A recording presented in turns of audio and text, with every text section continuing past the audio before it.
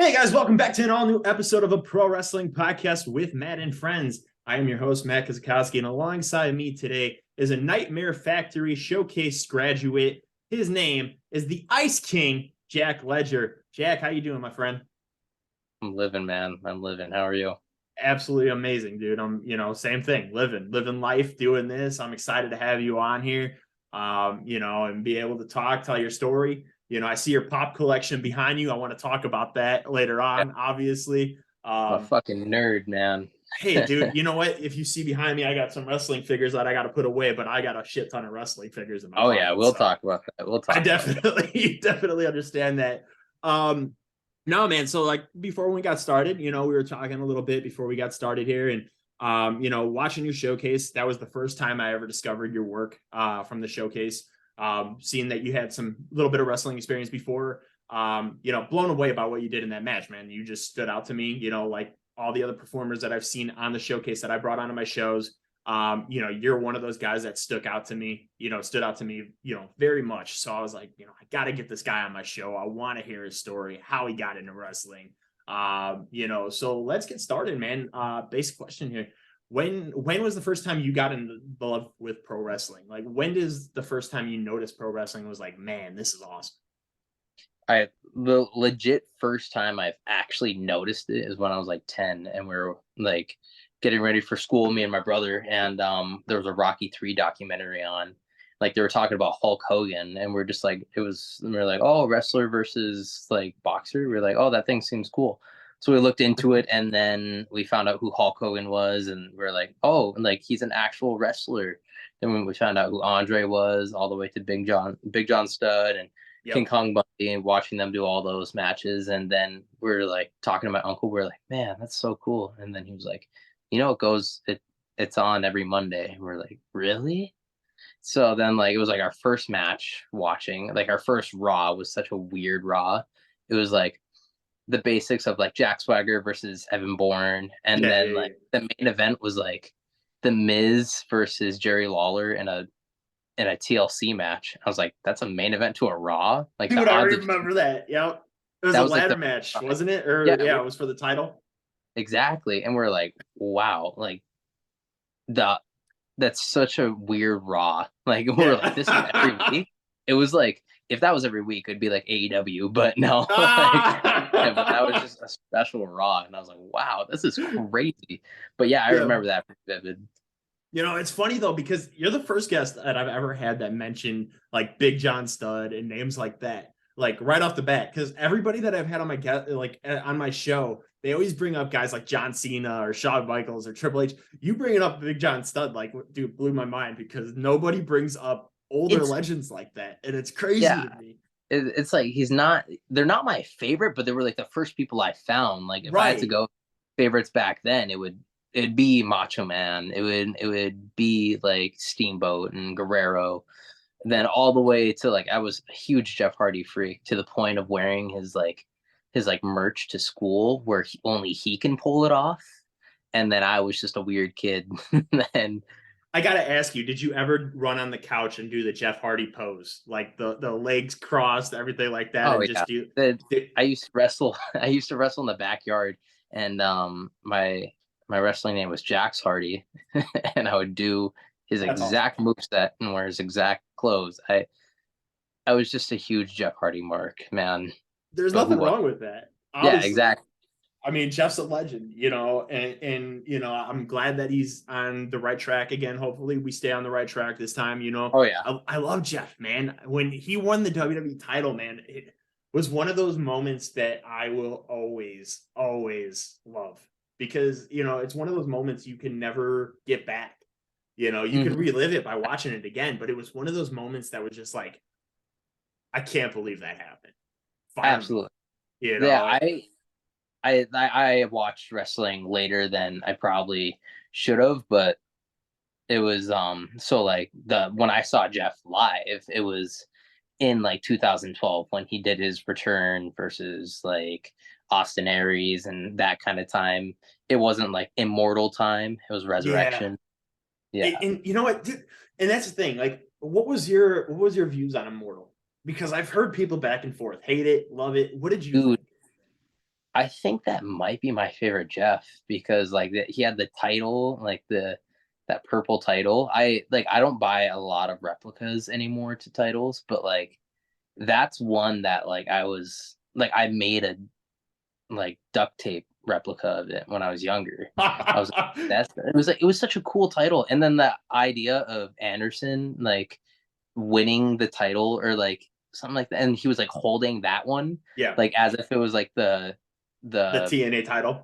I thought it was cool. It was like Yeah, it was different. You don't see that nowadays, and for sure. that's why I love how AEW the TNT title looks different like on everyone, Yes. and like MJF's titles like has like the plaid on it.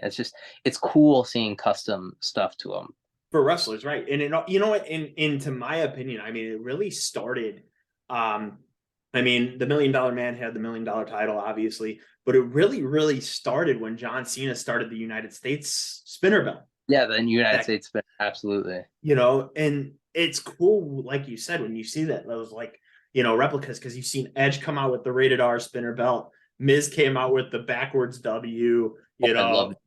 dude, it was awesome. Like that was perfect. Like I wish when Big E won the title, they still had that championship so he could have turned it sideways. Mm-hmm. That would have been dope. That's dope. That's But man, dope. those titles were so sick. And at first the Jeff Hardy one, I wasn't a fan of. And then it kind of grew on me because I was like, I'm not, but then I was like, it's a Jeff Hardy type design because he's so unique, so it was such a unique look. But I That's absolutely loved it.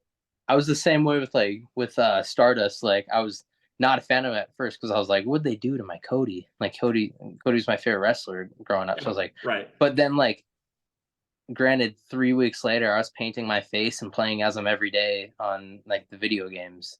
It's Like, awesome. dude. And then like I know he's not a big fan of Stardust, but like I was like he like he said he turned chicken shit into chicken salad, and like it was gold to me. It was chicken Oh gold. yeah.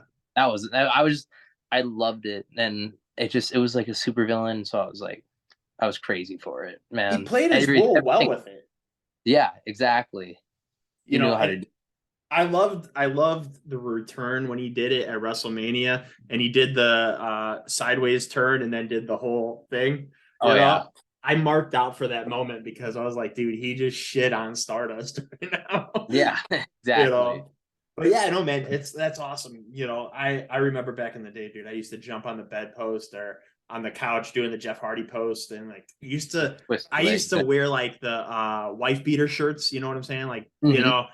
because Jeff had it or I'd tuck it into my back pocket because dude, we all wanted to be Jeff Exactly. Hardy. There's Everyone. no question about it. But yeah, I wish Jeff the best, man, because I want to see him end on his terms. You know what I'm saying? Like, Exactly. He's a, when I met him as like a fan, like I was a little kid, and yeah, like he like actually like tried to start like a small conversation with me, and like that always like when I was like thinking about it, like they don't need to do that. So right. it's like when they do that, it's like they actually do care about their fans, and I was like, God, this like it. I went home like being like, wow, like starstruck. Like this is Super amazing. amazing, dude. And Absolutely. that's always awesome. They always say never meet your heroes, but I've met some of mine and it's been a dream come true, and That's exactly what I said too. it's I, kind of funny because when you mentioned like Big John Studd, like I remember the first wrestler I ever met was back in the day at a baseball card shop that was close to my house. They had Jimmy Valiant and Harley Race there. And I didn't know who either one was. I was like 10 years old. And, I didn't have I didn't know YouTube or anything like that at 10. Like I didn't pay attention to all that. But like knowing who Harley Race now, like, dude, I wish I could have lived in that moment deeper because he's such a legend, and like it was such a cool honor to actually meet some wrestlers because I was such a big nerd when it came to wrestling. And that was one of those cool moments. But like, now I've met so many cool people. Like Charlie Haas was one of the most, I think he's still one of the most underrated wrestlers, and having him on my show was fantastic. Picked his brain about tag team wrestling and stuff like that, making, like you said, Stardust, with Cody, he made that work. Charlie Haas was somebody that made everything work, and I love when wrestlers do that shit. yeah, just hearing their opinions on stuff. It's like it's weird that it's such a like it could be like, oh yeah, I like that movie, and then like that person likes them. Like that's how it was always was when I was younger. I was like, Right. this wrestler likes that movie. It's part of just being that marquee kid. Oh, it's crazy. And when I talk to pro wrestlers now, like even just in chat, because I become friends with so many of them now, like we talk about music, we talk about movies, we talk about anything, dude. And it's like, you like that? You like that band, dude? That's so cool. Like, Yeah. like it's cool to see that. Um, so I know you just mentioned like, Jeff Hardy was one of your favorites. Who were a couple other your favorites growing up? So like I said, I started at like in like 2010 when I was 10. And so I was kind of in the Hall of Pain era of SmackDown. And that, Big Mark. yeah, oh, I love that. I Dude, love that's that time. awesome. My brother was a huge Mark Henry guy, and I Yeah. was undashing Cody Rhodes guy. I actually show you something. Um, my favorite wrestler is undashing Cody Rhodes. So I made a Funko of undashing Cody, That's like so cool, dude. just because I know they'll never make it. So it's like so sick. Wow, dude. How'd you I do love that? it. How'd you make that? I use I used Finn Balor's body and Okay. Dwight's head. They have a Dwight of him like from like a dodgeball episode or something. That's And awesome. so I just pieced them together and painted them and That's did so that cool, thing. dude. Yeah, That's man, awesome. huge. I That's what I like to do on my free time. Always, it's go to work out, then do Funkos. It's about all I really do. So you custom a lot? Yeah, I did one of me, one of my brother, and then for my buddies' birthdays, like I just give them Funkos of them. That's so cool, dude. That's so Yeah. cool. That takes a lot of talent, to be honest with you. I don't Oh know yeah. anybody else It, that could do that. it's a very like what it,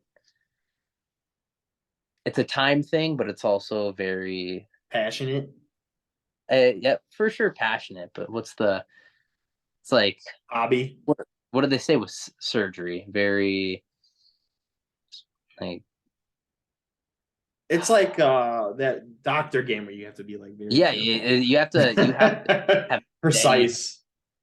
very yeah, it's very precise and stuff like that. You just have to have steady hands with it. And man, it's hard just because like you need the tiniest paintbrushes and all that. And it's Oh, for sure, man. so And but yeah, that had to that take time. That Cody oh Rhodes one, that had to take yeah. some time. Oh yeah. So if I get people with tattoos, then that's the part where I'm like, okay, here we go. How long? What is the longest it's taken you to do a custom pop?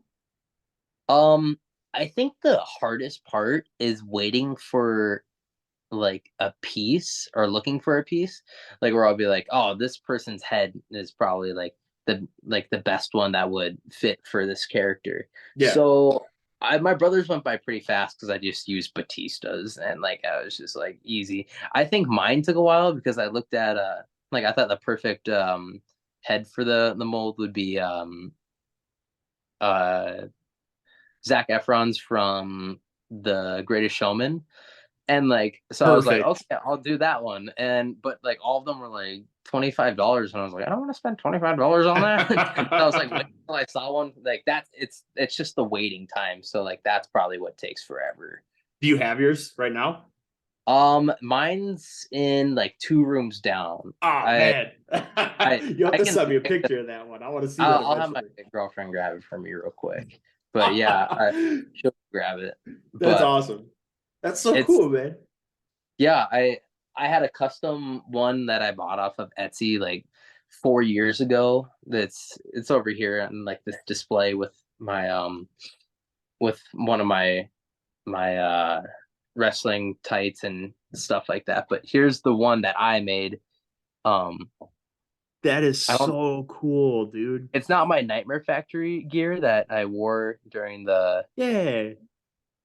but he this is one that like I really like this Wow. one because Cody was like, I really like your gear, and like I was just like, my favorite wrestler said he likes my gear. And like That's there's so still cool. that little bit of mark in everyone, you Oh, know? for sure, dude. But That yeah, is like the so tattoos awesome. are just so precise and it's so hard. I got my ring in there. Oh Um, yeah, for sure, dude. I wrestle with 2 rings all the time, and I have 2 pinky rings that I always wrestle with. So like that's like the main thing. I'm like, if I ever had a pop made of me, I'd want those on there. Oh, for sure. So I'm just like, So I'll is it make it my hard to get the circle around it? dude. Yes. So I have to use that. I use this clay, and that's like really, really hard because I have like really tweezers and like you're trying to make it perfect. And then like I don't only do a circle. Like my pinky rings are crosses. So Oh like wow. That took yeah. more time. So, yeah, exactly. It kind of like That's sculpt a little cross on it. that's so cool, man. That's absolutely awesome. No, that's I wish I had that kind of hobby, man. That's Dude, absolutely it's incredible. something to do and it's something fun. And they're honestly, I like to say they're cheap birthday presents, but like They're really not. in the end, like it can get pricey because I'm just like the shipping will get you. That's the main thing. Yep. I don't I don't Shipping think and it'll then get. getting the paint and all that stuff, man. Oh That's yeah, crazy. but like I bought the sculpting stuff once and like that, like I was like, thank God I only have to do it once because like getting started is the most expensive part Oh, until you 100%. yeah. That's why I 100%. was happy that Dwight was only like $4 plus shipping, and I was like, thank God, because I really wanted to make an undashing Cody. Oh, dude. I mean, that's so cool. Have you showed Cody that one? No, it's like I'm Oh, not in man. contact with him. He gave his phone number out to some like students, but I'm not gonna be like, why can't I get yours? Like it's like one of those things that like you gotta. I was like, I met him and he like I talked to him a lot about like Star Wars, like Yeah. mainly.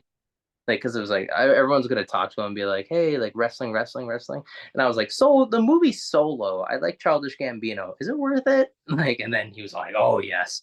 So like while like class was going on, me and him were talking about Solo for like 10 minutes, and then he was Yeah. just like, "Okay, sorry, I'll let you go back to class and all that." But like, it was like during the time when we were learning how to like, I don't know, do like certain bumps or something, and like I was wrestling 5 years prior before that, so I already know how Yeah. to do it. Yeah. So like I went there for psychology type stuff. Oh, for sure, man. And we'll definitely talk about that because I'm curious about the difference between both of your training experiences for sure. Um, get back on the wrestling subject a little bit. When was the exact moment you knew that this was what you wanted to do? Um, I think I think like honestly, you know how like kids have like that thing in their mind where they're just like, when I grow up, I want to be a wrestler. Yeah. Like as like when I was like 10, like so like when I was like a kid and then like I saw wrestling and I was doing in the backyard, I was like, I want to be a wrestler when I grow up. And all my friends were like, yeah, I want to be a wrestler when I grow up. And like me and my brother and we just kept doing it, and then it was like slowly one by one like friends are leaving the group, and then friends Yeah. are just like, oh, I want to be a basketball player. Like me and my brother were always like, we we still want to be wrestlers. I don't know, it's like when you you stay like loyal to that decision, or that might not be the word I'm trying to look for, but like it's like I know what I want. Like I wasn't Right. just talking out my ass and saying like, oh, I want to be a wrestler just for later to be like, oh, never mind, I want to be a dirt biker. Like it's like no, like Right.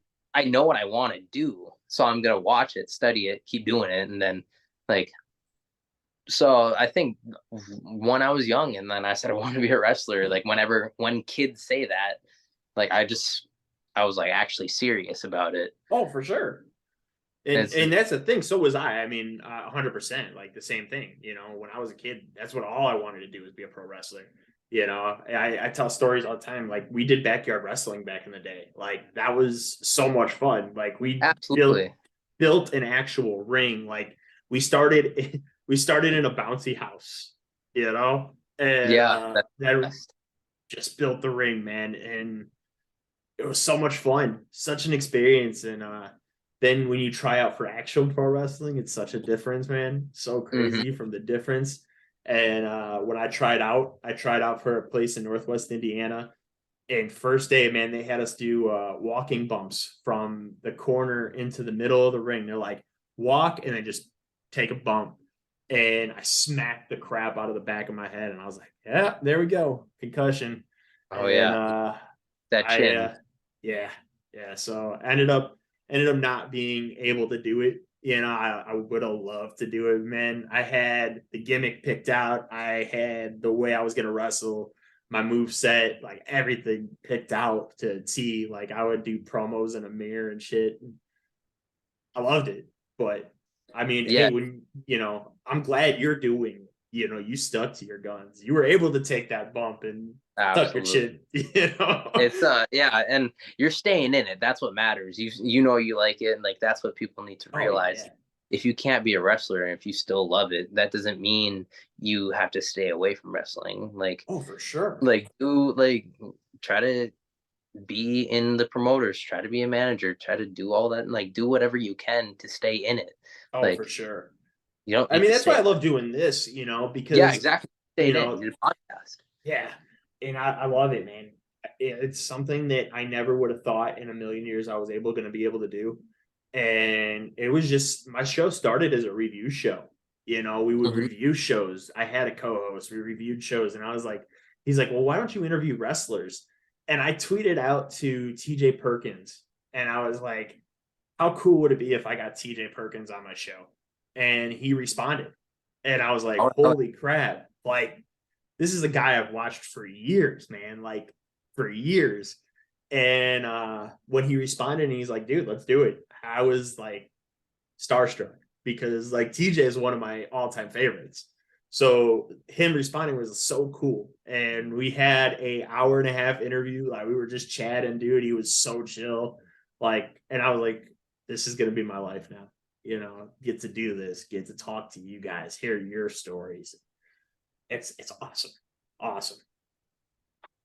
But no, so when you were a kid, that's what you wanted to do. You stuck to your guns. That's awesome. Where did you first originally train at? not really anywhere. It's like I live in North Dakota, so there's no training schools. Okay. Um, we're working on bringing one right now. I don't know if that's kind of under the like Radar. the hush, but it's like, well, when will people find out? We don't know, but there's somebody that we're trying to bring in to work on to get one here because we don't have anything. The closest thing is Ken Anderson in Minnesota, Yeah. and still like I started wrestling at like 15, 16, something like that, and like what am I gonna do? Like quit school and move to Minnesota? Like Right. like so I was like I have to do my thing here and whatever like indie promotions that came by, like I would just go to their seminars, do their seminars, and I was lucky to have somebody like Peter Avalon that would Yeah. and he what I liked about his is he would teach you more of like wrestling's not just like arms and legs moving, it's also like the facial expressions that show that something hurt, something's pain, something's like show that instead of needing crazy body motions. Oh, for And sure. it's a good thing to take with the aspect of being in on TV or something like that because it catches the face. Like you don't need to do so much arm and like hold your neck that to show Yeah. something. You always should, but when like that one Liv Morgan where she just I think it was like she got clotheslined like a like a mofo and just her eyes went wide and she was like it showed that whoa that hurt Yeah. like it was like a lot of that and like so that's what I liked about his and he would pull me to the side and just like kind of teach me like a lot of the other people were beginners so he would just pull me to the side and be like oh like you are catching on pretty quick so I'm going to teach you some more things instead of because a lot of the times it's just me sitting at like the apron while Yeah. they're like trying to get bumps down and then I'm just like I go in there get my bump they're like oh good okay you know how to bump and then I was like then it's just a lot of me waiting by the apron so whoever would come by would help me with that and like just be like okay now we can give you more advanced so like people there's this guy named Darren Corbin he's in Minnesota Yep. I know who he that is. he taught me a lot. JJ Blake, and he's now in Texas. When he was in North Dakota, he was Blake Broadway, and like Yep. there's this guy named Mr. Incredible here in North Dakota. A lot of people kind of took me under the wing and showed me a lot. Matt Cage, he was more the handful of years ago. He kind of retired, but he really took my brother under the wing, and I was just the little brother. That's how a lot of people saw me. Like I saw Peter Avalon again, and I was just like, "Hey, do you remember me?" He's like, "No." I was like, North Dakota. I said the company, and I was just like, I was the little kid that you helped train. He was like, Brennan's brother, right? I was like, yes, because they all knew me as like, I wasn't a wrestler yet. He was. Yeah. So like, there was like, oh my God, like I do remember you. You're a lot bigger now. And I'm just like, well, you got to do something. So we talked and shoot the shit. And then I was like, I never really said he trained me, but I was like, can I say you were one of my trainers? He's like, absolutely, I trained you. And I was like, perfect. Awesome. So yeah, that's how that went. And it's crazy because, you know, when he was in TNA and he was that skinny little dude, like, you know, it's just like the jobber, you know, I was just kind of like, I don't know if this guy's ever going to have a career. But then watching him in PWG and stuff like that, I was like, Peter Avalon is very good. Yeah. Very good. And he does not get the credit he deserves as a pro wrestler. He's incredible. A lot of people in AEW don't, because they only have 3 hours on that one show to really show it. Yep. And then on other shows, it's like a whole nother roster. They got to give the big names and the champs like their time, but it's like there's so much talent that like don't get that screen time. And like I understand. For sure. I wish you could see more. Oh, for sure. You know, and that's the thing with them bringing Ring of Honor back. They need to stop doing it where they do shows. Have a roster set for Ring of Honor. Have a roster set for AEW. You know, you could do it where you have a Raw, SmackDown, NXT. ROH could be NXT. You could have a Raw and SmackDown, different rosters, different titles. You know, you got CM Punk back. You know, that was your main focus for Collision. You know, put Peter Avalon on TV, give him some time. Absolutely.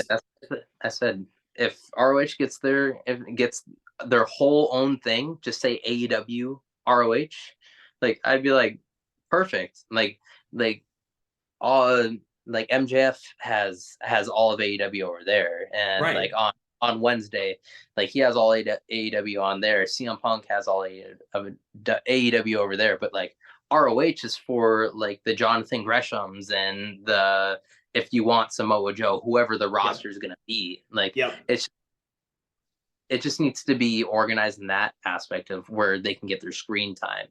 Oh, for sure. I mean, the talent that ROH could easily have, like you see the guys from the infantry, Carly Bravo, who trained at Nightmare Factory, you know, Sean Dean, who was there as well. Like, you know, you got guys like that who absolutely could take that tag division and make it special. You got guys like Anthony Henry and JD Drake as the workhorsemen, take that tag team, make it special. You got guys like Shane Taylor who could run ROH in the main event. You know, you have your own roster for ROH. You could easily do it. You're bringing the guys from the embassy from ROH to AEW Dynamite. Have them stay on ROH. Stop juggling, you know. Yeah. Maintain your rosters. You know, and that's what one thing bothers me about AEW. Like, and it's funny because I never wanted to collect AEW figures, but you see behind me, I've got AEW figures. You know, I've never wanted to collect because I was never a huge fan. And it sucks because I love the talent. The talent is fantastic. It's just the way the show is ran. And it's funny, I tell a story all the time. The first match I ever seen of AEW, when somebody got super kicked and they got up within 20 seconds, I was like, that's not for me. You know, like, yeah, I'm kind of big for like, if something big happens, like, they should stay down. I don't know if I'm guilty of it. I would have to really look into it. Sometimes you may forget, but like when I for sure do see it, I may sound like a hypocrite, but I'll be like, why are they already up? But that's the main thing. It's like big moves, stay down. Oh yeah, for sure. Sell.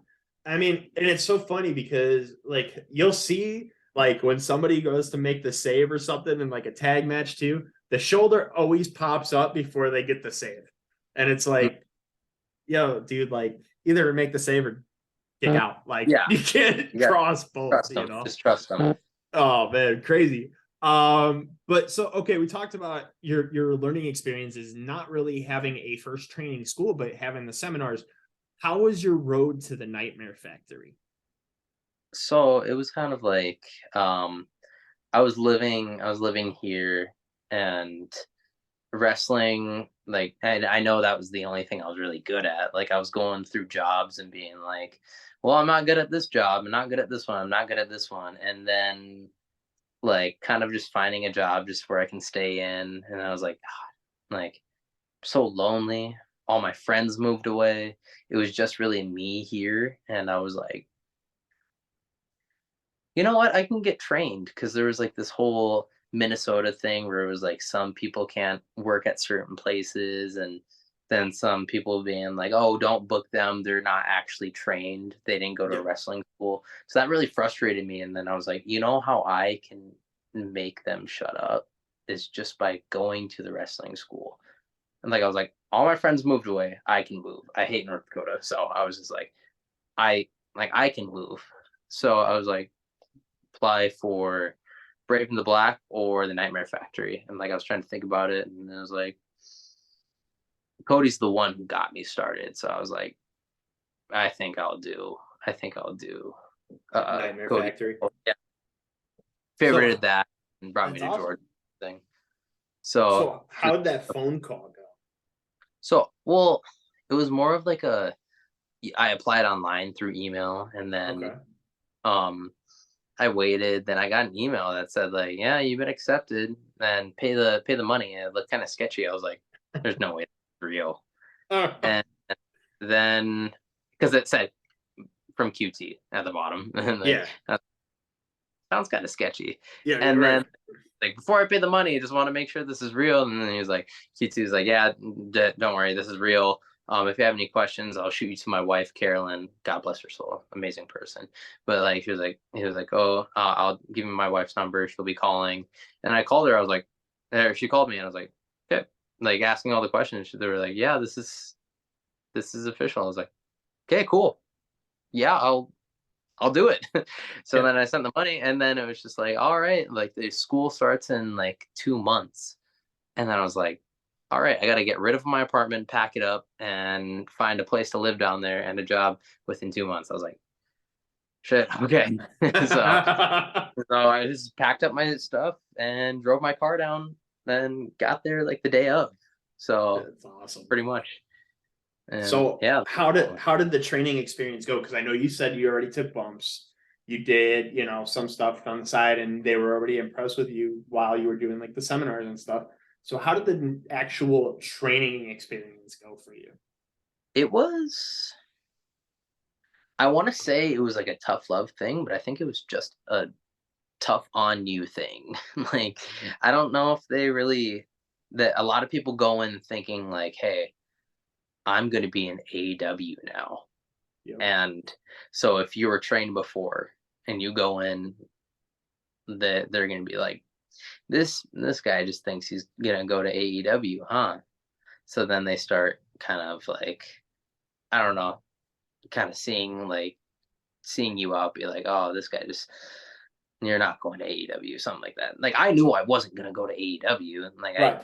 I was just like, if maybe I would get my foot in the door and get dark or something. Yeah, yeah, yeah. But like, I thought I was gonna be in like a whole new state where I can get better wrestling and like get more wrestling. And but yeah, I mean it was, I knew how to do the things. They would nitpick some things, but other than that, it was like the first couple weeks were easier because I already kind of had that head start Right. in front of everyone. And some people would ask me questions, and I was like, "I'm not the teacher. I don't want to get in trouble." Like just because I been in there.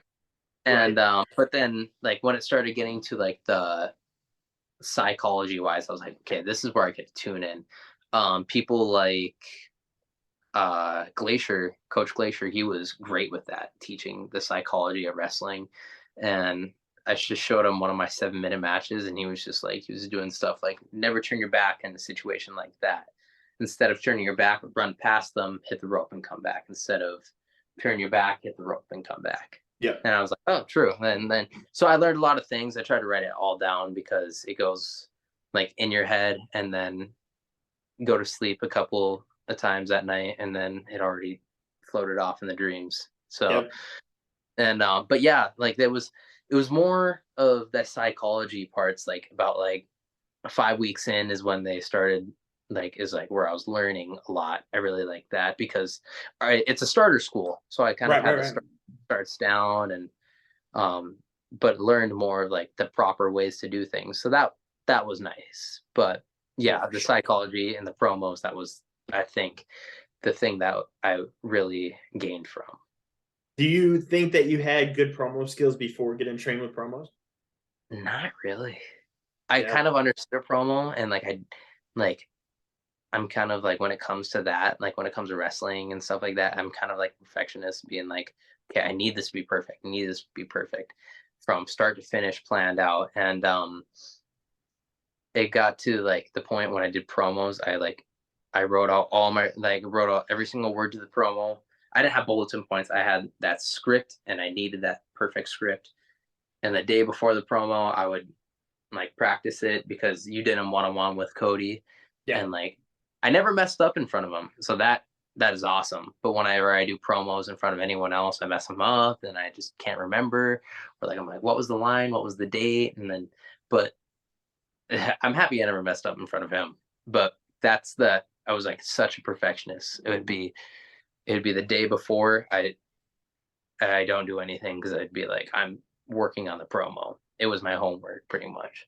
Oh, for sure, man. And you need to have that skill because there's three aspects to a wrestler that make up a wrestler for me is in-ring work, look, and promo. If you have all three, you're gold. And watching your in-ring work and the way you look, attire wise, just the way you are in the ring, dude. I'm like, this dude's a star. Like, I've never heard any of your promos. Like, I haven't heard you cut a promo on anything, so I'm not sure how your promos are. But just by talking to you, I could tell that pretty spot on with your promos. Thank You you. know, Well, I'll work on my promos, and then maybe you can see them. I want to see him, man. I want to see him. So how did you come up with the name Ice King Jack Ledger? So I was a prince of the Hollywood Prince. I kind of took it like I did Prince for a while, and I'm wearing Prince Devitt shirt right now. Um, because I was a big fan of him, but like I was also a big fan of crowns. Like Yeah, I love crowns. I have like 3 crown tattoos, and like I just love crowns. And so it was always like royalty, king crown, prince, yeah. stuff like that. And so I was like, I want to get kind of that royal type feeling in my wrestling. And then I was kind of like, I wore a lot of like pop culture gear, and wore these like circle sunglasses. Like they're very like very would Hollywood-esque, and like fame type. So I was Are just those the like, ones you wore for the showcase? yes, yes. Okay. So it's like I have those circle glasses, and like I have like these cinematic movie like type trunk or tights, and like so I was like, it's kind of Hollywoodish, and I'm Prince like that. So I was like, I'll make the Hollywood Prince.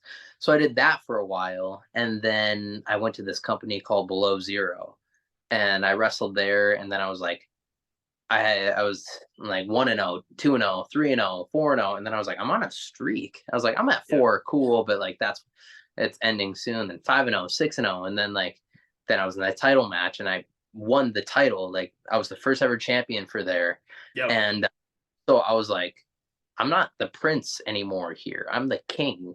I'm the king of the locker room. I'm the king. And then I was like, for Below Zero, I'm the Ice King. And then I started really looking into Adventure Time's Ice King, and just was like, I want to put that type vibe in me, not the creepy old man, but like make my own Ice King. So like, and Yeah. it made me a big fan of Adventure Time, but now it also made me kind of figure out who my wrestling character is, even though the character is just me with a name. Like, I don't know. I think the Ice King is the one that's gonna really stay. Yeah, Awesome, man. That's absolutely awesome. Yeah, and I watched a couple of those matches and you having the title and stuff, and them talking about your undefeated streak, and I was like, he deserves it, man. He's talented. So, watching it, I was like, pretty cool. And I seen some of the matches you had, that you wrestled one of your tag team partners there. I seen you wrestle Gino Rivera, who I'm very familiar with, from the United Wrestling Network, or United Wrestling Nation. I don't know, it's Nation or Network, but I've seen him on like Championship Wrestling of Arizona and Florida and stuff like that. And very talented wrestler. And I watched your matches with him and I was like, dude, very impressive. There was one match that I seen. You wrestle Bobby Brennan. You did a suicide dive in a tight little spot. I want to ask you, how is it doing those dives in those little tight areas? Is it scary to do it? It's more of like, we talked about it. You got to do it. I don't change really things on the fly unless it's like, whoa, something happened. But like, I'm just that person, like, where it's just like, here we go, catch me. I sometimes I yell it when I jump. I'm like, catch me. Like, it's like, it's gonna happen. Like, and it's really eye opening. I know, like, there's this one guy in Georgia that like was all like, if you do a suicide dive or you need to do a suicide dive, you're probably not a good wrestler. And I was like, fuck. This guy, like, I was just like, oh, tell that to Daniel Bryan or Seth Rollins. Yeah, tell Seth Rollins. Like, okay, cool. Like, let's. Like, it's like, who would you ever beat? Like, come on, like. Yep. That's something. Like, who do you ever beat? Like, where'd you ever wrestle? Like, nobody knows. Like, and you're talking shit about people who do suicide dives. Like, get real. Who do you think has the best suicide dive? Very good question. Very good question. I like how Samoa Joe does that kind of like forearm with it. Who does the best suicide dive? I mean, to me, it's Austin Aries because he does it from the first and second, and he goes under more. So that's my favorite for sure. So anyone that kind of does it like that, where it's like Darius, he has a really good suicide, like through the bottom rope. Yeah.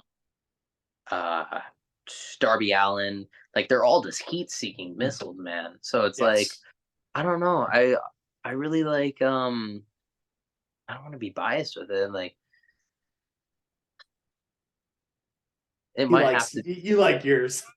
It might be mine. Yeah. No, I don't know. I need to come in hotter with them. That's what I'm thinking. Man, I would have to really think about it. Who does the best suicide? Like, I mean, the pace of yours is good, man. I would still keep your pace. I need to come in hotter. That's what I think. But other than that, like, I like seeing people do a suicide dive that don't really do them. Like, Cody doesn't do them that much, so I like when I see him do it. So when he pulled out against Brock, I was like, hell yeah, there we go. Yeah. But yeah, I like to see like people who don't do it that much. Benoit had a good one. Benoit had a really good suicide. Yes, he did. But I would say if you're going to come in hotter, just don't do it in those small tight areas because we don't want to see you hit the crowd. my match, when I just wrestled John Morrison, it was like against, he laid into the barricade, but the barricade wasn't connected on each side. So the whole barricade fell on the people. And then when I do it, like, he's laying back and it's like on all the like crowd, and I pull it up and I'm like, you guys okay? And like they're usually fine, but like, you never know. Like, you might ruin someone's day. You might ruin some kid. And then, but like, so like I check on them, and then that's the part we're supposed to fire up because that's a crazy move. So everyone's supposed to be going crazy, including me. So I'm like, guys okay? Okay. And then you start freaking out. That's when you do it. So that's another question I was going to ask you. So how was that match with John Morrison? Dude, it was crazy. And like, it's one of those things, like, Morrison, like I started watching in 2010, so I started watching when Morrison was like in kind of like that title picture with Yeah, Cena the Miz versus, and Cena, and yeah. Cena versus yeah, Miz and that at Extreme Rules for the cage match. I was in Yes. like, I think like fifth grade. Like I remember like going to school the next day and being like I was talking to one of my teachers and like one of my parents. I was like, yeah, I just watched that. It was really cool last night. And then like I would think about it. I'm like, God, I was a child. Yeah. Like that was over a decade ago. And then like then I'm wrestling him. It was like I was like, don't mark out, don't mark out. And like it was like be cool to him because he's probably just a really cool guy. And so then I talked to him and like, dude, he's just a really Chill. cool dude. Like he was like, look at this video on my phone. I've been working on this. I've been trying. He's like, I can't do that. That's like the parkour kids stuff. And I was like, you are the parkour guy. We all knew you as the parkour guy. But I was like learning all this stuff. So yeah, he was really cool guy. And we ended up like talking like at the bar like all night. And then he was like, Yeah. I want to run that back. He was like, I want another match against you. And then That's awesome. I was like, come back in September. So we just announced today he's coming back to Below Zero in September. I'm sadly not That's awesome. wrestling him because because I'm in a feud with my brother right now, Bobby. Yeah. So Now, he's Bobby's gonna, your real life brother? yes, blood brother. Interesting. Okay. So why did you guys go with different names? Because his shoot name is Brennan, and Okay. I would never want my last name to be my brother's first name. That would Interesting. suck. So Interesting. yeah, Yeah. Yeah, because when they said brothers and you mentioned Brennan, your brother and stuff, I was like, wait, are they really? And I'm thinking this entire time, are they really brothers? Like, and then everyone's so that's thing. awesome, man. I mean, It's I've nice. never seen brothers with different last names in pro wrestling like that as a tag team too. Oh yeah, as a tag team, I guess. I was about to say Bo Dallas and Bray Wyatt. Yeah, I mean they ran as the Rotundos, you Oh know, yeah, yeah. they are Rotunda, or I think it's Rotundo. I'm not too sure. Get confused between those two too. It's like Anawaii. You can't pronounce that properly either, you know. Yeah, it's Um, I but he did Bobby Brennan because that was my grandpa's name, our grandpa's name, yeah, and then I did Jack Ledger because Jackson, and then Ledger. I was a big fan of the Joker, so perfect. yeah. So you just make some names on 2K, and then you're like, okay, which one sticks the best? Probably not Jax Hardy, so Yeah. I did Jack. Oh, and it's funny though that you mentioned that. So I remember I told somebody this story not too long ago. When WWE games you were around and stuff like that, I was playing them all the time, and I created the name Seth Rollins before Seth Rollins. It's wild to That think that, crazy. because like I did it. So I was watching a baseball game and I forgot who it was. It was the Phillies versus somebody, and Jimmy Rollins was on the Phillies, and then there was somebody else named Seth, and I was like, I put those names together. I'm like, Seth Rollins. That sounds cool as hell. That sounds like And a I wrestler. was, That sounds yeah, like a WrestleMania main eventer's name. right. It's wild. So I did It's that. like you could beat like John Cena and Sting in the same night with that name. Like Yep. And then there's another wrestler. He's on the indie scene. His name is Drew Parker, but that's a guy's wrestling name that I came up with on my game before I even know who that guy was. And I'm like, dude, this shit's crazy to me to think that I've come up with names on wrestling games and it's actually fucking real. Like, you're like what? you Like know, it's especially wild to me. Seth Like, Rollins. I came up with my name. It was the Rocket Paul Matthews. So I took my first name as my last name and my confirmation name, because I grew up Catholic. It was Paul. And it wasn't because of St. Paul. It was because the monkey after Jimmy Neutron. I don't know if you ever Oh watched Jimmy yeah, Neutron hi, I'm growing up. Paul. Yeah, dude. Yes. So I went with that because of that. So I was like, the Rocket Paul Matthews. Shit, that sounds cool as hell. Like, so I Absolutely. love gimmick names, man. And it's so crazy that you said that, like you came up with it in the game and shit, and that's why you were like, hey, perfect, Yeah, it's I got you. awesome. But so what was it like to team up with your brother? And now he turned on you. We seen that. I seen that. You guys had that one-on-one match that we were just talking about. What's it like wrestling your brother? What's it like teaming with your brother? Teaming with him, he loves tag team because he's all for FTR and like Yeah. stuff like that, like all the way to like back in the day, like.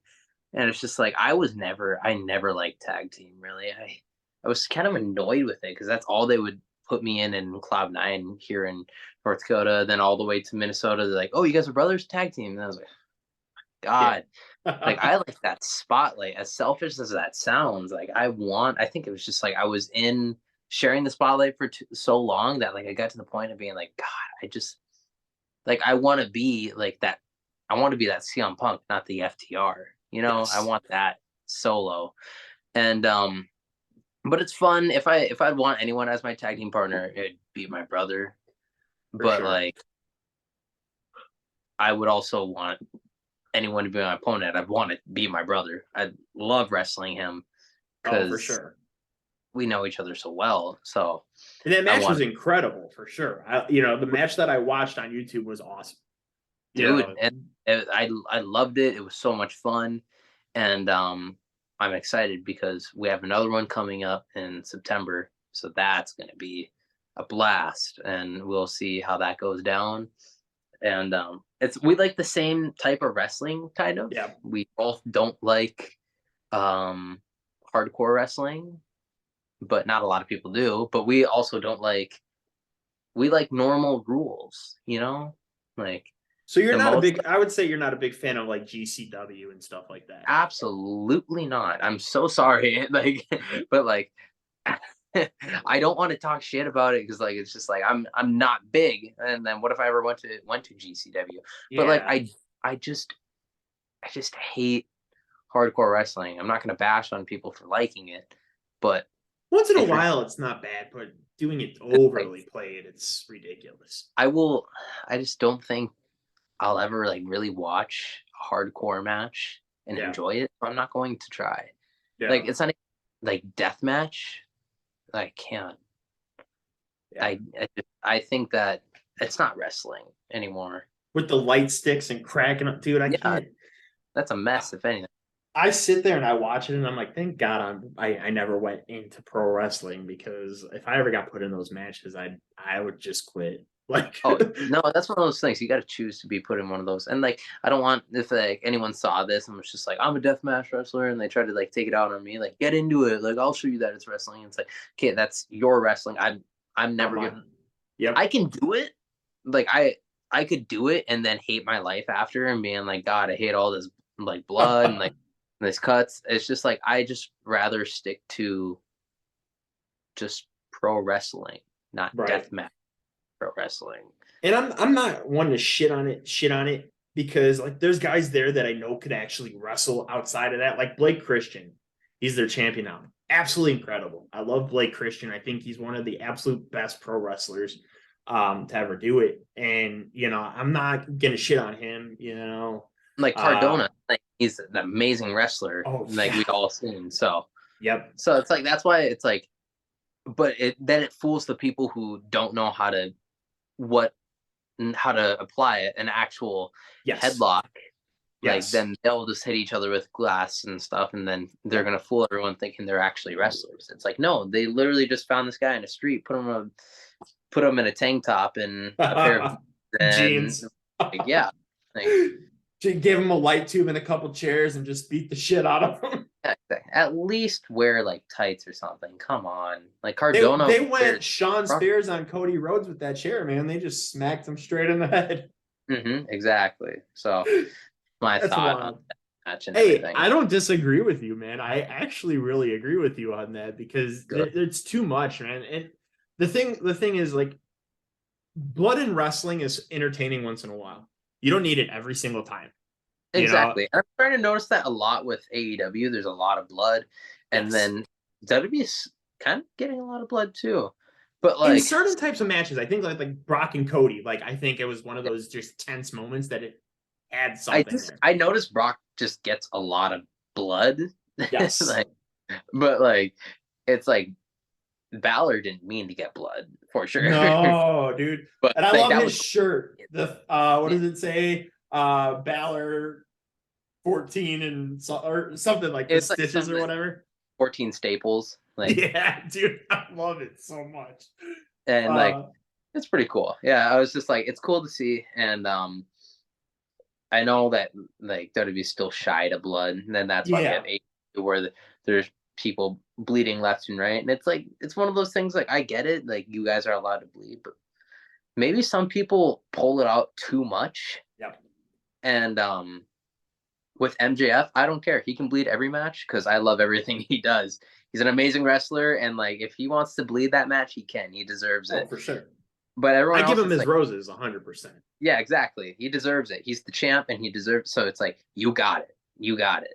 And but everyone else, they kind of need make it to his level, and then you can bleed every match. If Yep. not, then you need to ask for permission. Hey, I haven't bled for a while. Can I bleed? Like, like No, I 100% agree. While we're on the subject of MJF, I want to ask you this because there was a tweet about it not too long ago, and it was somebody that said Dominic Mysterio is a better heel than MJF. Who would you think would win in a heel war right now? MJF. 100%. MJF is a heel. Dominic is just a person that's not liked. Fair enough. There's a difference between Cody said this. There's a difference between wrestling heat and go away heat. And I get a lot of go away heat from Dominic because of the aspect of like, oh, he's not ready and stuff like that. I And think like, he's starting to come into his own with the Judgment Day, though. Finally, yeah, like finally, he's learning. He's learning a lot from them. But like, yes. like he also like in the aspect of they're like, okay, like they don't he's got to get and go away heat, and then they're like, how can we make him like get like wrestling heat? We're like, everyone wants real Ripley, Yep. like everyone wants her, like they wish they could have her. And then we're like, let's give her to Dominic, so then they're gonna hate Dominic for having her. And then Yep. so that's how he got his heat, instead of being like, boo, you suck at wrestling and stuff like that. Now they're like, boo, we want Rhea. And then Fuck you, Dom. they're like, him, like that's that. So that's how he got his heat. MJF, like he said, he gets Just his heat natural. by he gets his heat by ringing the bell. Like Yep. it's like he knows what he's doing, and he's so smart, and it's like he's never out of character. I'm starting to think it's not even a character. It's just who he is. Oh yeah. Like Dude, like I watch his videos that he does where he does like signings and stuff with little kids, and he's like, where he like I'm like, signs it and like, throws it on the ground. yeah, And like like he it's flicked just off a little girl, and he's like, just not caring, and I'm like, dude, yeah, it's the exactly. best. So and like I'm not even like the biggest MJF mark. It's just it's one of those like it's more of I'm saying like respect to him being such a good wrestler and like Yeah. such a character, and like he knows what he's doing. So it's like it's not even Mark. It's like perfect role model, guys. Perfect role model. Just watch this guy. Like, Oh, for sure. people are like, watch Bret Hart matches to learn how to wrestle. Yep. And then it's like honestly like our era. If you want to learn how to be a good heel and a good psychology wrestler, watch MJF, I guess. And like he does a lot of advanced stuff, but it's like advanced class. Watch this. You know. I mean, his promo work is good. The thing I don't like about AEW too is like they take stuff from WWE. Like the whole promo that he just had with Adam Cole was kind of like that promo with Adam Cole and Karrion Kross in NXT. It was that base. And I was like, all right, I still loved it because it came from MJF. Like, if it's gonna come from MJF, then fuck it. Like, I feel like it might be an MJF thing, because just like how he took CM Punk's promo and just set it to an older CM Punk, he took Adam Cole's promo and just set it to an older Adam Cole. I think that just might be his thing. But just taking old school promos and throwing it in their face. I mean, he's not wrong for sure. I mean, 100% he's not wrong. Now we're on the heel subject. So I know a lot of the matches that I've watched, you played the babyface character, and you know, The fans love you. It's always awesome to see when the fans cheer for you. But in the showcase, you played a heel. Was that the first time you actually did a heel role, or have you been a babyface your whole entire career? I'm usually a babyface. If somebody's gonna be smart, they're gonna book me as a babyface, especially because I'm 5'7" and I do like flashy moves, like in the aspect of underdog, high flyer. Like Yeah. I don't always high fly, but I'll whip out the moonsault for that underdog, big flash. Whoa! But Georgia booked me as a heel a lot. And like I'm not against it. It made me learn more. And I wanted to Yeah. figure out like a heel character, like how Undashing Cody Rhodes had the mask and stuff. I was like, I need something that kind of like that, where it's like I'm kind of different, like Yeah. something Jack Ledger. Like I Is that need where the that. sunglasses and stuff came in? No, I have the sunglasses for everything, and I was like thinking like maybe I do face paint, like and stuff like that. And I tried that before, and like it felt kind of odd, but like I never really get booked as a heel Enough. in North. Yeah. Um, but like I'm not against it. In Georgia, I did take heel, but it was more of just be a jobber. Um, I went to a whole new state, and they were just like, oh, like we just need a filler. Yeah, you. And I was like, okay. All right. That kind of is going down there when there's people um like Billy Gunn Yeah. wrestling and stuff like that. Like nobody's gonna want to see like North Dakota wrestler and like Georgia wrestler 7. Like they want to go see Billy Gunn and like all these names. So yeah, that it wasn't my first time. I've had like a hand like about like 15 times before that. And I know it doesn't sound like a lot. Um Yeah. but yeah, I can play the heel role and understand. But the first thing was I was in camp. What camp showcase was that? Was that 7? 7. Yeah. I was in camp 6, and then Really? the last it was no, it was like yeah, the second to last day I broke my hand. Oh shit. Okay. Like practicing for my match. I was going to be in the triple threat with Teriyaki and Larry Lazard. Both incredible talents. Yes, amazing, amazing talents. They were people who like let me in their group where they were like, "You want to travel with us to like Alabama and stuff like that?" And I was like, "Yeah, yeah, I would love to." Like Larry was telling me that, so it was like, "Yeah, I saw it. Like I could see your like talent and charisma. So I'll you can stay close with us." And I was like, "Okay, cool." Like Yeah. they were great people, and so I was gonna be in that triple threat, and I heard the talks of me going over in it, and I was like, yes, I'm gonna be the baby face. I'm gonna go over, and I'm gonna hit my moonsault, and I was so excited, and then broke my hand. Yep. I was like, what am I gonna do now? And then Baron Black, one of our coaches, like took my spot, and I was like, Another man, amazing talent. yeah. And then I was like, well, I'll be in the next showcase, so I have to wait 5 months until like the next showcase happened. Yeah. And then I was in a tag team match, and I was heel, and they're like, "You can't do your moonsault," and I was like, "Damn!" Cody gifted me the moonsault too. I was just like, "Can I? Is that okay if I like use some of your moves, like just because I went to the factory?" He's like, "Yeah, Yep. absolutely." And then I was just like the uppercut and the moonsault, and he was like, yeah. Well, first I said the Stardust like drop down kick to the head, and he Yep. was just like, just do the uppercut. The kick to the head doesn't get the reaction as much, but when they see that fist come up to the chin, like that's it's really cool. And I was just like, okay, I mean, if you want me to take the uppercut, so he gave me the moonsault and the uppercut, and I really wanted to use it, and then but that's how I was just like, oh, I can't use it anymore. I'm gonna be heel now. And then it was more of CJ um CJ's showcase match. Yeah. And like I was like, what, I don't get a showcase match? And Right. It they're was like, kind make of like, CJ I'm just good. here, I guess. And I was like, oh, okay.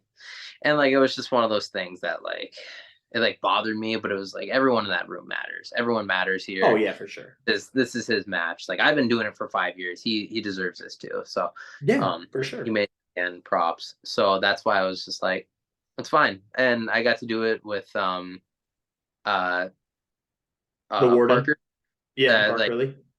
Parker Lee and the Warden, the two buddies. I was really close with Warden because we would just go get food all the time in Yeah. Georgia and hang out, me, Jacob Thrasher, and him.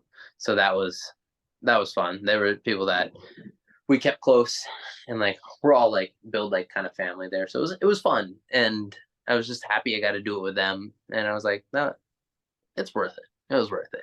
But Oh, yeah, for that sure. that was the thing. That I don't know how far I steered away from the question. But yeah, oh, I was heel. Yeah, that but yeah, so I was kind of bummed out I had to be heel because like I don't have a heel character yet. And like I still have time, even though I'm like, what is it, 6 years in now? Something like Yeah. that. And I was like, well, I'll have to figure out like a heel character.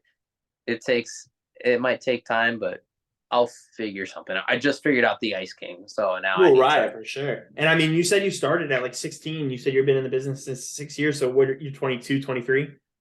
Yeah, I'm 22 right now. Yeah. So I Like, mean, dude, you've got a long time to learn that heel character, man, and you're gonna make it work. I mean, shit, there's so much there that you could see and how you maneuver in that ring and everything. Dude, it's flawless. Like, I was thank. watching some of the stuff you did. The disaster kick you hit in one of your matches, it was precise. I loved it. You hit a Cody cutter in one of your matches. Awesome. Or not a Cody cutter, Crossroads. Yeah, Um, I loved the one of the matches that you finished. You did the underhook, back to back double underhook pile driver, yeah, the and vertebreaker. dude, I love that move. I That's love my that main. move That is so my main much. thing. That movie's fantastic. So it's funny because in the showcase you hit a double stomp and it was beautiful. I love the double stomp, and I'm a big tag team guy. So I love tag team wrestling. I study it nonstop.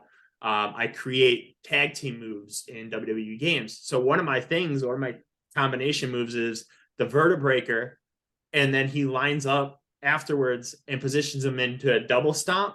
So it's the vertebreaker drop down. After he's dropped down, the dude does a double stomp, and that's it. And it's funny that you talked about the drop down overhead kick that Cody did, Yeah. because that right there, I do it as another move. I do that, and when he turns around, the dude does the detonation kick that TJ Perkins does, where he has him in Oh the yeah, yeah. fireman's carry and then drops down and kicks him. And then I take the other guy and do like a schoolboy roll up because he's like So it's dazed. just back, back, Yep. back. Yeah, absolutely, absolutely. I call it kick to kill. That's the tag team finish. Kick to kill. You and Bobby would have a great time playing the games together because he does like the same thing. He does his tag team moves with him and his friend when they play, and then Oh, for he sure. go through universe mode and all of that, and they have like certain objectives to do, and they have their like it's just so you guys literally have the same people on it. So Dude, if for you ever want to sure. play, just hit him up. Dude, I love it though, man.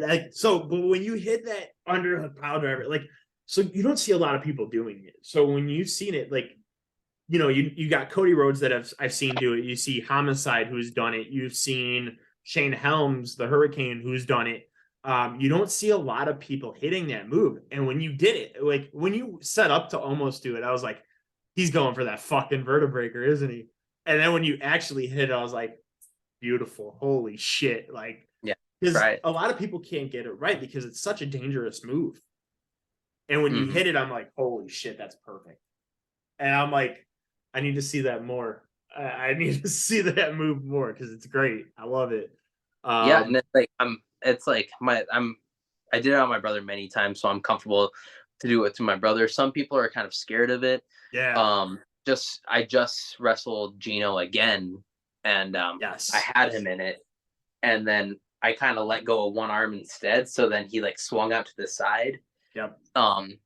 That's another way to do it, and I wasn't against that. And as long as I get to hit it, because that's my burning finish. Nobody's ever kicked out of it, and Yep. I love it. I love it. So as long as I It's can hit it beautiful, more, dude. thank Beautiful you. form.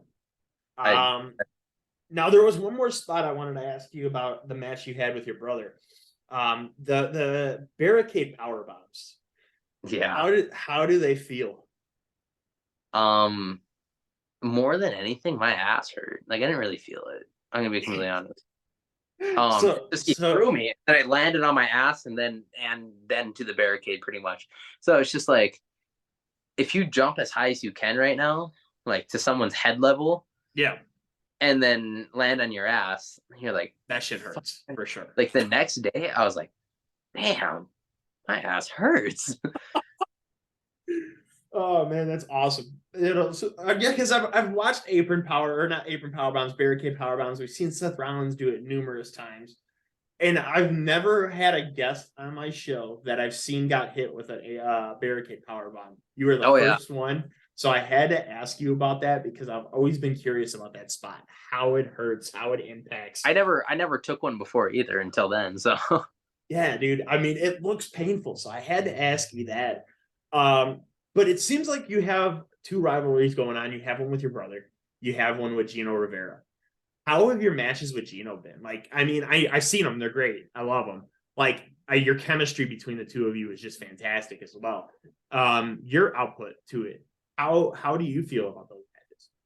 I'm starting to think like me and Gino, like we almost have like same minds but different regions. He likes the lucha, and then I like the North American, and so we kind of put it together. In this last match we had, it kind of went in that aspect. It was chain at the start, and then it went to lucha, kind of back and forth, and it just had like a little bit of our own seasonings on it. Like, Yeah, so that was pretty cool. And me and Gino are crossing paths like more and more, because at first it was just this guy coming from where does he base himself out of? I don't want to say it wrong. Uh New Mexico, or it was from somewhere like that. yeah. But I'm not and sure where he bases himself from either. 100%. yeah, and like he we just had the match, and then we are like, wow, that was great. That's when they kind of were just like, I think you're going to be our champion. Like, to Oh me, yeah. it was like my first main event, and I was like, I could get used to this, but obviously I'm not going to. I'm always just the tag team guy. But then Yeah. they started in the main event, and I was like, and they put the title on me. I was like, what? Like that? There was it. It changed a lot of things for me. So like when we were coming back to it and wrestling again this most recent time, like that was fun, and we're like, now we know what we're kind of getting ourselves into. Now we know each other, and then we kind of played with it. Like I love doing the claw, so I was just Yeah. like, I'm gonna whip out the claw, and that I try to bring it out as much as I can. So that's when, like, doing it against people that like know how to really have fun with it, and Oh, for sure. because it gets so over with the crowd, and like I was just like, they really like this. Oh, So because yeah, especially when you do it right, especially when you do that shit right, fans love it. it's You when it know. pops nowhere, like that's when people love the RKO. Yep. So me just pulling out my hand, being like, "Oh, the claw." They're like, "Okay, cool." Like, it's the claw. You just hit the RKO. You're like, "Oh, it's the claw." But when it pops out of nowhere, that's the 0 to 100. I Yep. like that thing. Like Oh, 0 to hero. 100%. Like, oh wow, well, it happened. Like, we know that's the move. That's what we were waiting for. That was the big bomb. So Yep. that's the fun thing I like. And with Gino, we had fun with that, and I'm in a triple threat with him again in September. So August or September, something like that. So we're just crossing paths more and more, and we don't even live in the same state or even near. So that's what's awesome. It's fun. It is awesome. And it's funny because I remember watching him in, like I said, the United Wrestling Network. It was Championship Wrestling of Arizona. He popped out. And it's funny because I remember the last name Rivera. And then when I started seeing Danny Rivera, Danny Limelight now, when I seen him, like I was like, is that the same guy? But then when I seen you wrestling Gino, I was like, that's the fucking guy that I remember, Yeah. Gino Rivera. And like, I was watching that the couple matches that you have on YouTube against him, and I was like, Jack would be a perfect fit for the United Wrestling Network. I think you would fit in very well for what they do. And it's crazy because you see a lot of those stars break out into bigger stars. I mean, that's where LA Knight came from. That's where Oh Brian yeah. Cage was at. you had guys come through those doors, Willie Mack, Colt Cabana, you know, all these guys come through those doors. I think you'd be a perfect fit for that. Comment my name. Do it. Do whatever. Dude, That's the thing. I Like will share the 100%. post, comment the name. I can only push myself so far. So if somebody else can push me, like that's what I need. Because I'm And trying to go out more. Like I don't want to just be in the north. Like I want to yeah, go everywhere. I want to hit every state. and 100%, man. Like watching those matches and knowing where Gino came from, and seeing the chemistry you guys had just together in those couple matches, I was like, dude, he'd fit so well. Dude, I honestly truly believe that. And like I said, that I believe that company, like what they do, opens the doors for bigger opportunities. And I honestly truly believe you deserve it. thank you. 100%. I mean, just seeing what I see, man, I believe you have such a bright future in the pro wrestling industry. And I can't wait to see what the hell you do more, man. I'm so stoked to see what you do next. I mean, already at this young age, getting in the ring with a guy like John Morrison is crazy. I mean, It was insane. It was insane. insane, It was dude. so cool seeing the Starship Pain. Like I was across the ring and he did it onto like Nick Nelson Yeah. and like I have the best seat in the house. It's so cool to see in person because you're like, how does someone move like that? It's like, John, dude, he's just insane. gravity. John, He's John Morrison, Johnny Nitro, you know, whatever you want to call him, because he has so many names now.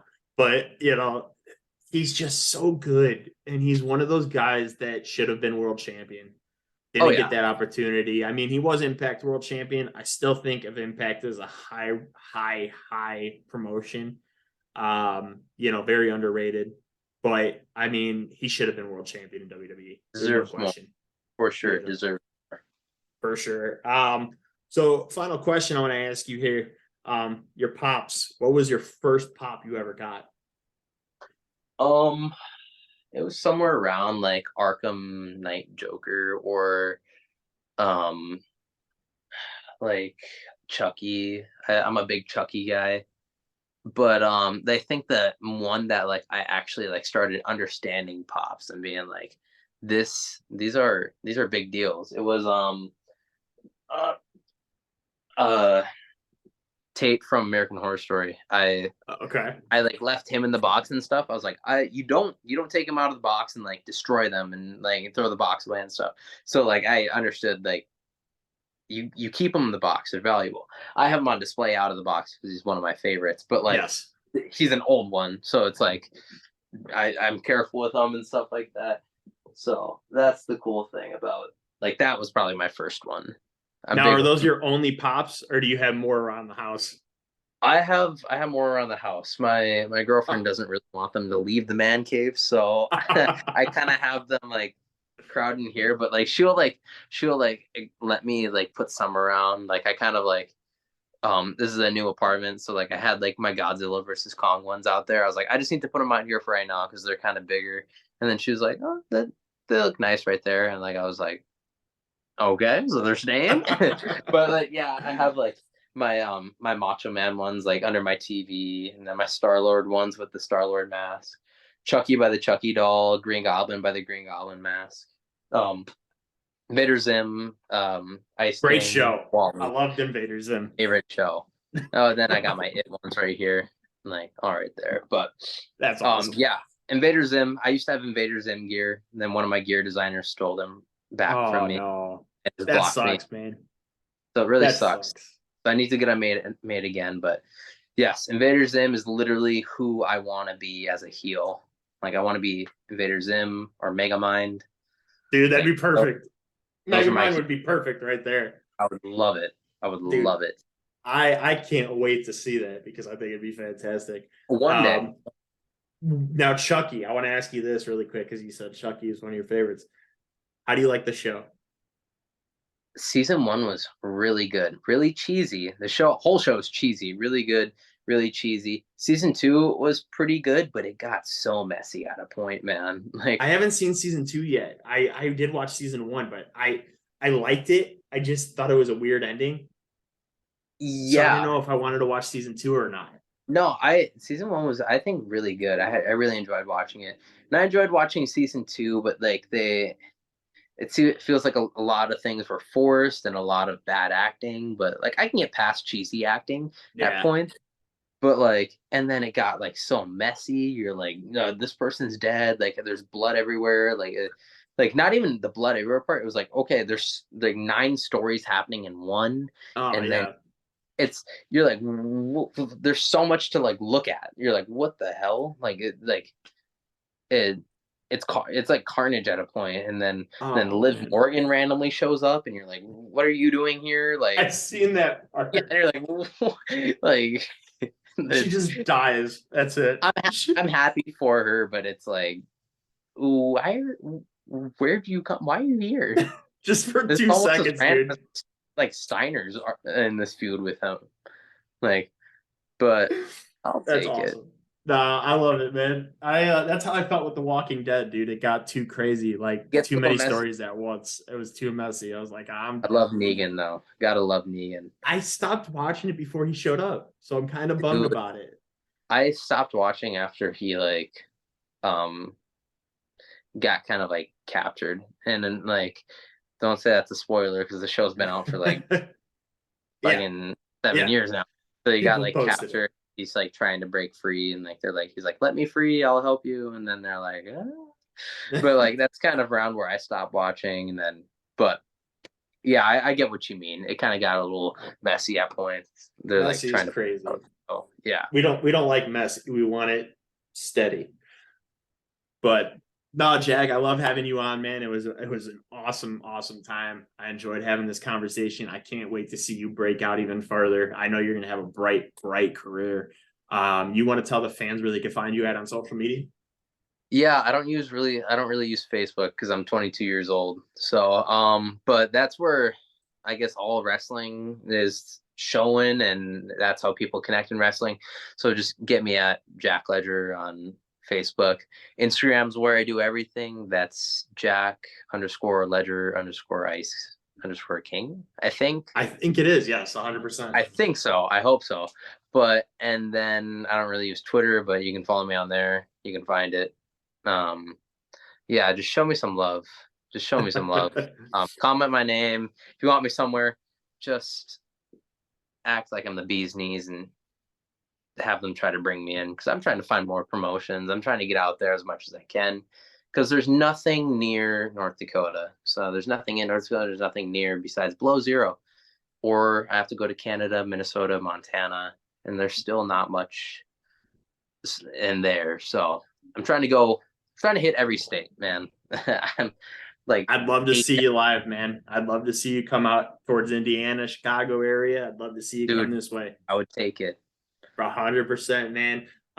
Really quick before we end off, I did promise my friend DB Richards from the 2300 Wrestling Podcast I'd say hello to you from him. He did want to say hello, so hello from my friend DB.